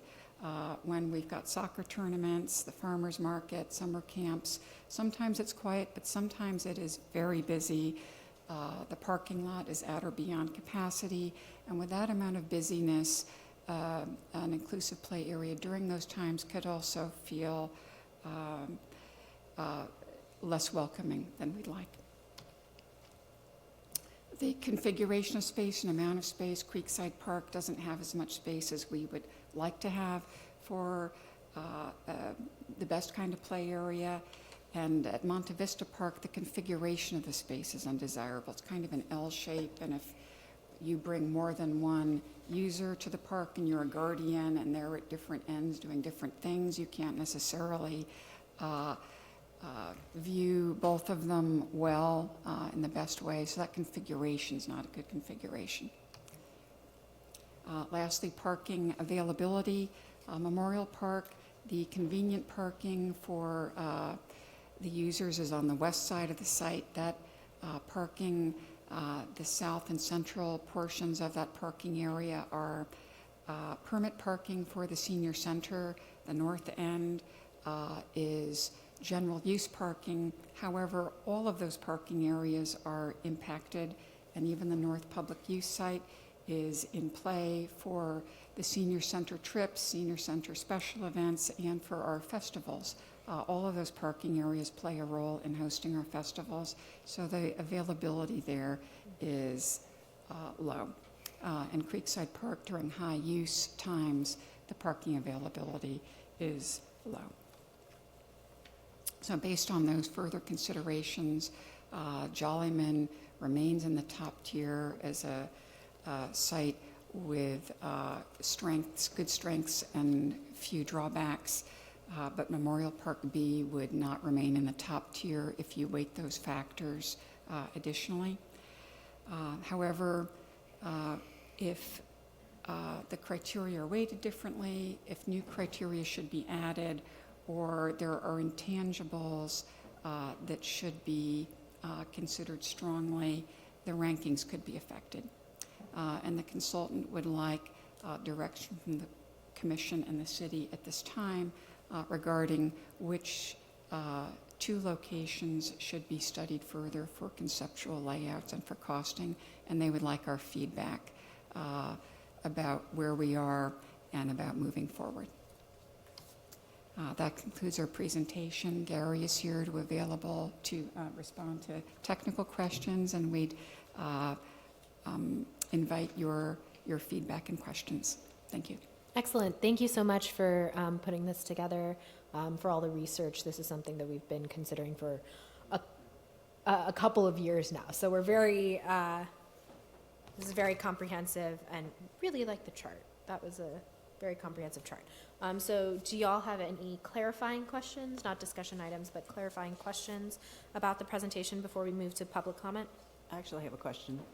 So Jollyman, we are considering off-leash dog hours there. How would that affect, or how would that, coexist with an all-inclusive playground? The hours may be different. It's just a general question. It kind of depends on a lot of different things. Oh, here we go.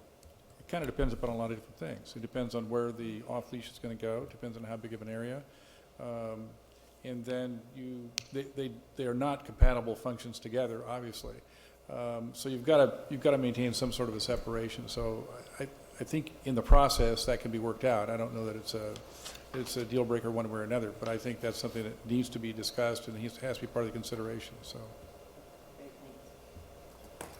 Also, in my memory, which is really poor right now, but I think it was the furthest possible corner. If we did Jollyman A, the dog park consideration, at least our first pass at that, was the very complete opposite corner of the park. They can't, knowing the park really well, you can't even see each other.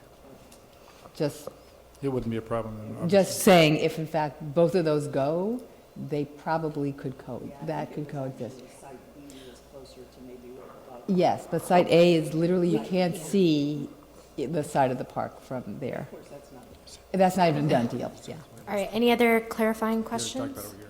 Is that the only restaurant? Okay, the question I had was, have we spoken to the Cupertino Union School District in terms of the schools that, I believe all schools provide special needs services, but some schools are more focused on some special needs support for students, and so I was just wondering if we knew exactly which schools those were and the proximity to the parks that are proposed here, because I think that also makes a difference if, we were saying, oh, Memorial Park is one, but it's all the way on the west side of Cupertino, then that might not be conducive given where those schools are, and just connectivity and traffic. I always like to make sure that we're putting what we're building where it is most accessible to the community members. So have we talked to them? Are we in communication? Is that something we've considered? We have not, this is the first airing to the wider community, and so we bring things to the commission first generally, but we, of course, would love to have the school district's feedback, and now that this has been issued to the public, we have contacts with their special education folks. So we would be delighted to bring their feedback to you. Thanks. Okay, seeing as we have no more clarifying questions, public comment, I believe we have one. Public comment is 3 minutes. Come on up, Alicia. All right, for agenda item number 5, please say your name for the record. Yes, good evening, Commissioners. My name is Alicia Schober, and in May 2016, my Leadership 95014 group presented the idea of the all-inclusive playground to the city of Cupertino. We worked with Magical Bridge in Palo Alto and also San Jose Play Garden to gather requirements. Our original idea was to repurpose the ponds at Memorial Park, much like Memorial Plan A that you have in the feasibility study. I am excited the city has moved forward with showing commitment and doing the feasibility study, and I have some observations and considerations I would like to share. Estimated visitorship, San Jose Play Gardens data that they provided to us when they initially opened, they got upwards of 1,500 to 2,000 people on the weekends. Of course, that will taper off over time, but something to keep in consideration that you can have quite a rush in the beginning. Specialty elements. I do like all the other features, the type of swings, the tactile, the auditory. I highly encourage like a small stage or amphitheater like they have at Magical Bridge. It's really cute, little tree house type format. It's a great opportunity for cross programming with the library or nonprofits or theater groups to deliver programming for children. An example would be for children and families, a smaller scale, a puppet story time, maybe attracting 35 people during the day. Parking. With respect to Jollyman A and B plan, what's the usage of the parking lot during soccer events? Will there be room for available stalls for people who would also concurrently be using the all-inclusive playground? So please look at that data. Restrooms, yes, there is a call out in the feasibility study for increased restrooms. You certainly would need that at Jollyman. And I would also strive for more than just the common 1 to 2 stalls that you might have in a restroom, and plenty of space for also, diaper changing stations and such. Let's see. Other considerations, safety and maintenance. Initially, demand may be very high, say for the first 6 months. And if Cupertino publicizes this new park, a ranger or safety personnel or public works team may need to be on site, especially on the weekends, for ongoing maintenance and safety supervision. Let's see, safety vandalism deterrence at night. You would want to talk to the sheriff's department and see if they would add this to a regular route, and even decide if you want to do some closed circuit television like they do at San Jose Play Garden. I'm very excited. I totally endorse Jollyman Park. I think it would be a perfect location. Thank you. Excellent, thank you. All right, now we can go ahead, seeing as there are no other blue cards, Kevin, we can go ahead and move into the discussion portion of this. So I did want to clarify, I mean, we should get the school's input. I was just wondering what the proximity of like the physical schools were to each location. So that would be great to know. But fellow commissioners, do you have thoughts, feedback? Well, first of all, I think the schools, they may move, those sites may move around from year to year. Because I know when my kids went to Regnart, there was a special needs classes there, but then they moved off-site to another school, so I think they moved depending, so that would be a question. They move to on ask. depending on population. Yeah, population. And I yeah. know they're going to move again. Yeah, exactly. So, anyway, so I initially thought that Jollyman would be a neighborhood park, and so it might not be appropriate, but thank you very much for all the information that you gave, and, you know, talking about how other parks will be coming online in the future, that you might get this initial rush, but then things would taper off. So, and it's also quieter than Memorial Park. And since we just had this big, long discussion about what we'd like to see at Memorial Park, I think the all-inclusive playground would be great for Jollyman. So I guess if you had a recommendation for me, I'd like to see you go ahead to look at those two choices at Jollyman, Site A and Site B. And I only had the question about the dogs, but other than that, I think this is exciting. And the rankings really help too. Thank you. So thank you. Based on all the criterias, the charts, and discussion about the Memorial Park, I would also recommend taking the Memorial Park site as one of the choices out, because one of the things is that itself has a large master plan, and it's a long-term plan. Would rather see this happen quicker than Memorial Park upgrade. So, and the Jollyman Park, both Site A and B, meet all the criteria that have been listed down, and so as well choose those and not get mixed up with the Memorial Park. So my vote would be for both Jollyman Park, both sides of Jollyman Park. Great, go ahead. Mine's pretty simple also. So my kids played, I'm a neighbor, so my kids played at Jollyman, and they played T-ball at Jollyman. So that A site, where there's the playground now, we spent hours there. That would be such a beautiful site. It has redwood trees, beautiful redwood trees. It has a walking trail that walks all around the park. It still could be a neighborhood park. That's a big enough park and is spread out enough. Mm-hmm. The dogs would be way off in another corner, and then there's the fields that you don't even see the front part. So you could also take walks through that park. It's a really beautiful park for a neighborhood, and also I was at the Magical Bridge. It is a very magical place, and that front corner is specifically beautiful. So I think that's actually would be. I assume it's big enough where you wouldn't have put it on here. It would be a really wonderful place to put that park. We'd need new bathrooms. The bathrooms are far away, but that maybe would be the only, other thing that doesn't work well in that location. Excellent. So I just wanted to go through the other options as well. Memorial Park, I do not believe is an option. I think given what we recommended already, there's just not enough space for what we need. Also, for the special needs kids I've worked with and my nephew, I can't be around that much noise. It's just going to be too much for them, from a sensory perspective. Monte Vista, I think, is too far off to the side. I don't think it's easily accessible. I think it is more of a very, very small neighborhood park, and it's just too far away from everyone and everything.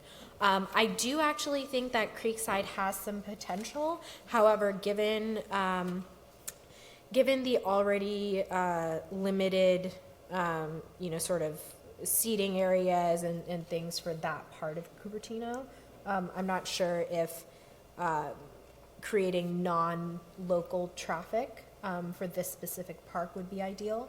I'm not sure the community members would be as thrilled to have non-East Side folks at this park, because I do think that this will bring people from regionally to the area. So I also agree with my fellow commissioners that Jollyman Park is likely the ideal location. I did want to confirm that the trees would be incorporated into the plan, or that's my personal hope, is that the trees would be incorporated in. I think they're beautiful, and I would hate to see that cut down. So hopefully that can be included in as well. And then electricity, I did note in the chart that was one of the challenges with that space. So, let us / the city council know what we need to do to make that space work for what we're building. And then the final thing is, where's my removal trees? Oh, well, I don't remember.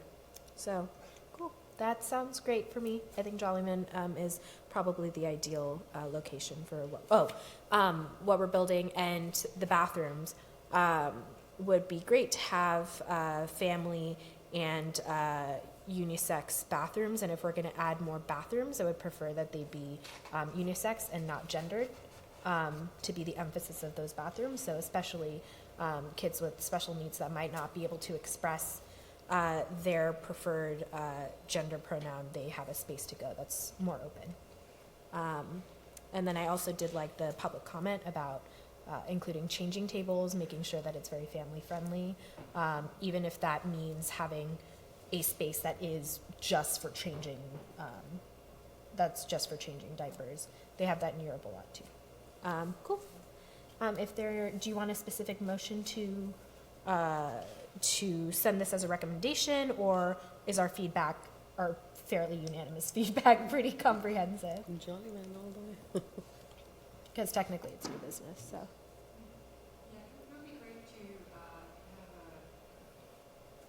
Yes, it would be ideal to have a motion and a vote. Excellent. So looking for a motion to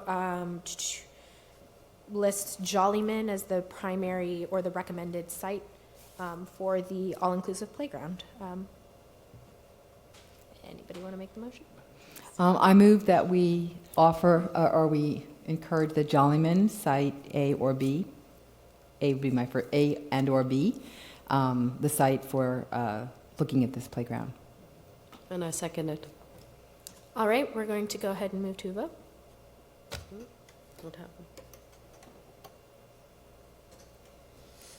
With that, the motion passes, and Jollyman will be considered for the future. Excited to see what the plan looks like going forward. Okay, we will return with concepts. Fantastic. So next up, we have the item number 6, which is the Staffing Commission reports. It's the director's report. Okay, thank you. I would also like to give special thanks to Gail. She has been working so diligently these last couple weeks. It's really astounding how much information she was able to put together. And she even squeezed in a vacation during that time. So that'll tell you how hard she was working on the days when she was here. So thank you. It was excellent.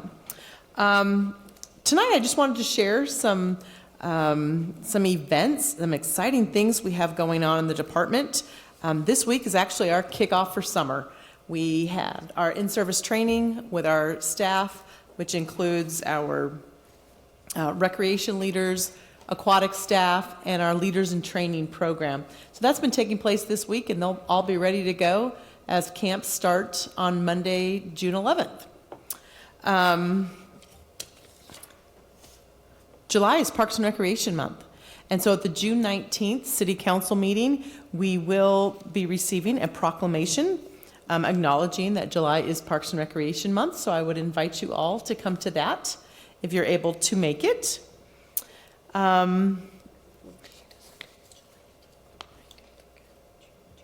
July. June or July? June 19th council meeting, we will announce the July proclamation. The reason for that is July 3rd is the first council meeting in July, and many of my staff will be very busy as we begin to embark on, a 15-hour day the following day. So we wanted to have some staff present at that June 19th meeting, as well as let the public know to be on the lookout for all the activities that'll be coming up during the month of July.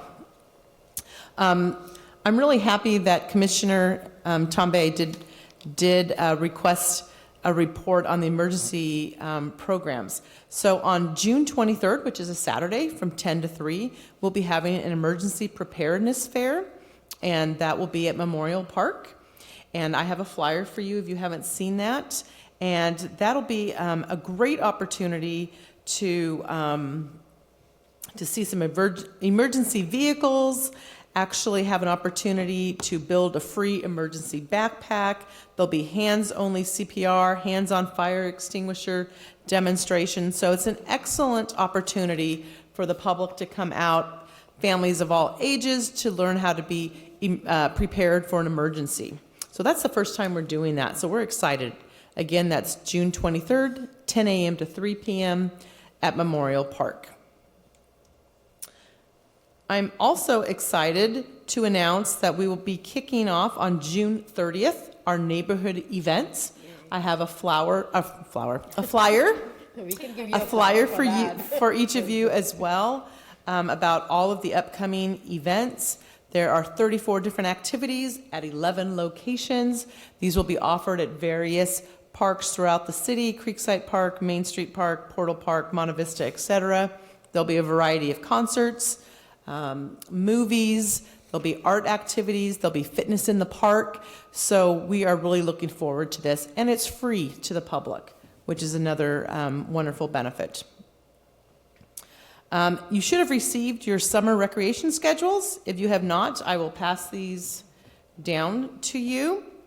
And let me just highlight a few of the events coming up for you. Of course, we have the 4th of July, and there is a schedule that appears on page 4 and 5. We will be kicking off the 4th of July with the pancake breakfast at Memorial Park. There'll be children's carnival starting at 9 a.m., flag raising at 9:30, and children's parade at 10 a.m. We'll have a concert in the amphitheater from 10:30 to noon, which is featuring the music of the Cocktail Monkeys. And we, of course, will have our annual fireworks show, which will start at 9:30. There is free swimming also that day at Blackberry Farm. We also have on the inside cover, you'll note, our summer concert series. We have our, I believe it's 7 weeks of free concerts at Amphitheater and Memorial Park. And those concerts are on Thursdays starting at 6:30. We are also currently recruiting for Leadership 95014. And during our oral communications portion, I was happy to hear that Alicia made mention of being enrolled in that program in 2016. And I believe we have some other folks here. Judy was in that program. That is a program that is intended for folks that work and live in the city of Cupertino. It's a wonderful opportunity to learn about our community. There are different theme days in which we focus on sustainability, education, leadership. There's a piece on community volunteers. So it's quite extensive, and it goes from September through May. So please feel free to share that with anybody that you may know. It's wonderful for anybody that is new to the community or is just looking for opportunities and ways to get involved. And last but not least, we have Shakespeare in the Park. And I just wanted to remind you of that because that is coming up in July. And I'm going to refer to my notes here. That starts July 21st. So I wanted to mention all of these things since we will not have a meeting in July, so that folks are aware of the many activities that we have coming up. And I think that concludes my report, unless you have any questions. It would be great if you wouldn't mind to just pass along those dates via email to us, so we have, because I don't know if I got all of them perfectly down in terms of time, so just... Absolutely. We would be Excellent. happy to do that. And I do have flyers here for you as well, along with the brochure. So many of the things that I mentioned, I've got hard copies Perfect. as well. Thank Okay, thank you. Probably the only millennial who really enjoys hard copies. Okay, any other questions from the commissioners? Otherwise, we can go to commissioner reports. I'll try and be brief. I'm doing this first because Meenakshi can't remember what she went to, but we went to the same things. So I went to Leadership 95014, and I wish I had jotted down what they presented. Maybe you can help me. It was something to do with teen stress. Yeah. Oh, the dog park. And the third one, Business, wellness. yeah, something like that, like some kind of certification for the city for wellness. And anyway, it was a fabulous event. Once again, everybody's just really, does a great job presenting. I also attended the Public Works Open House. That was really great, too. And then I'll move on to the mayor's meeting yesterday. So I think that I mentioned that the Fine Arts was talking about performing arts venue, and they were looking specifically at Valco. They didn't mention Main Street, but they have some ideas, so it would be a good idea to collaborate or talk to them about what their ideas are. The bike loop, that's being formed by Bike Ped. They're hoping to put in the McClellan Class 4 bike lanes by late summer. On one segment, there's 3 segments, but they'll start on that first segment, and hopefully they'll start late summer. The health and safety said there's a decline in crime in Cupertino, so that's good. And let's see, the Teen Commission has been talking about teen stress. And then, actually, I think that's everything. The one thing we talked about earlier is that there has been talk about consolidating Parks and Rec, Library, and Public Safety Commission. And according to Mayor Paul, this is an agendized item on June 19th. So I don't know if I misheard or what, but you said that you'd be looking into that. So, Yes. and then also, I think on that same Parks and Rec meeting, which is the one where you're getting the certificate, they're also going to be talking about the employee head tax, and there'll be a study session. So it's going to be an interesting city council meeting. Sorry, can you clarify on the tax? The employee head, they're talking about an employee head tax. Taxing okay. Businesses, like what Mountain View is doing, and so it's a study session. Thank you for reminding me where I went this month. I did attend the Leadership 9501 graduation ceremony. It was a wonderful ceremony. First time attending it, I've heard of it. I have many friends who have done this, including Judy. And it was really nice to see the end year projects and how well they were presented, and brought, the whole learning of the 6 month or 8 month, is it 9 months? It's like the long, yeah. Yes, it's September through May, so Okay. there's actually 9 sessions, yeah. And the interesting mix of people also from the school district to the city, and, it was a very nice presentation. You forgot Crest Awards. Oh, We did go to Crest Awards. And, they were jazzy awards right here. This place looked so different. It was very well done. Interestingly, they were, of the 7 people I knew, 4, so that was quite a good evening, so. Excellent. So I've been out of the country, but you forgot that we also did the fair. So The volunteer the fair? volunteer fair. Actually, I did the volunteer fair together. God, we did so much. We did some outreach, talked to community members. I also went around and talked to a few of the other organizations as well.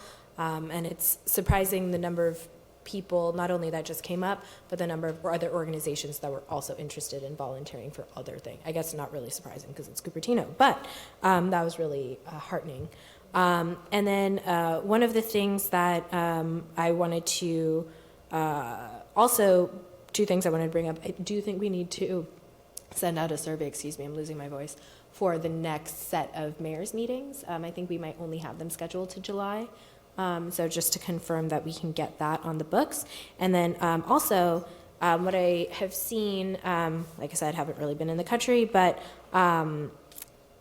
a lot of places in abroad are using these independent stands that have that are ways that constituents can give feedback to their municipalities, and it's essentially like a plastic stand with 5 buttons. I actually have a picture on my phone, which I can show you later, but it has like a very happy face, like kind of happy face, neutral, and then all the way to sad face, and it's just a button you hit, and it's connected to Wi-Fi to the city server, so it actually tracks people's like satisfaction with whatever thing is going on. So I had gone to a concert that was run by like the Paris city government, and they had one of these stands outside. They also have them in the airports as well. So people who attend can actually just say if they're happy with it or if they're displeased with it. So it's a very easy access feedback form, which I think would be interesting for us to bring back. That's like low operational cost. Oh, go ahead, Judy. Can I add, when we went to the volunteer fair, a lot of students were interested in volunteering for the city. And we did had the flyers for the summer program, the new program that we are introducing in the 10 parks, and all those flyers were gone. People were taking them, and we recommended everybody to say if they want to volunteer, just say potential volunteer, and send it to that email address. So hopefully you got a lot of them, because all the flyers were gone, whatever we were given. So. Okay, I was mostly sick, so I didn't get to go to any of those things. But while I've got the mic, I would just like to sing the praises of 2 things. One is the volunteer fair, which I think is our inaugural, and I went there with a different hat on, so I didn't go. I wasn't a Parks and Rec person, but I had my other 2 hats on. It was really, really fabulous, and I told Darcy I thought so also. It was really well attended, and it was inspirational, and there were, for a little town of like 60,000+ people, oh my gosh, we do a lot of things. It was an inspirational afternoon. So it was nice to have us there, but as a city, there are lots of volunteers in our city, which maybe makes it the place we live. And then the other thing I'll just sing praises of, maybe not in the audience, but for TV, listening, Leadership 95014 is really a wonderful opportunity for people who are interested in our city and anything civic in our city. And I know Lisa, she just went through one, and I went through one. I think actually Helene has gone through it also. A million years ago. Okay. Anyway, it's an opportunity that I strongly support, and if anyone's listening out there, certainly I would look into it. And it's very well run, and you make sort of lifelong friends, like the 10, 12 people that I went through, I'm still friends with today, and they're strewn all over the city. So then I'll be more well in August, and I'll continue to come back to stuff. Excellent. So with that,